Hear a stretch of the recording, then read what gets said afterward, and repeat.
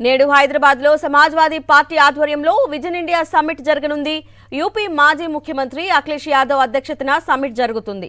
మొదట సమావేశాన్ని బెంగళూరులో నిర్వహించిన సమాజ్వాదీ పార్టీ ఇవాళ హైదరాబాద్లో హోటల్ తాజ్ కృష్ణలో రెండవ సమావేశం నిర్వహిస్తుంది. సమ్మిట్ అనంతరం పత్రికా సమావేశం నిర్వహించనున్నారు.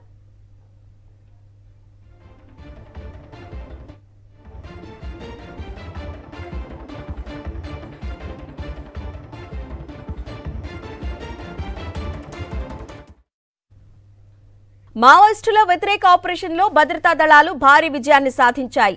భద్రతా బలగాలను లక్ష్యంగా చేసుకుని మావోయిస్టులు అమర్చిన ఐఈడీ బాంబును గుర్తించిన భద్రతా బలగాలు నిర్వీర్యం చేశారు. దీంతో పెను ప్రమాదం తప్పిందన్నారు గరియాబంద్ అడిషనల్ ఎస్పీ జితేంద్ర చంద్రకర్. ఘటనా స్థలం నుంచి మావోయిస్టులు అడవుల్లో దాచిపెట్టిన 2 సింగిల్ షాట్ తుపాకులు, మందుగుండు సామాగ్రి, 5 డిటోనేటర్లు, విద్యుత్ వైర్లు, మందులు స్వాధీనం చేసుకున్నట్లు తెలిపారు. ఒడిశా సరిహద్దులోని అడవిలో ఈ ఘటన జరిగిందని తెలిపారు.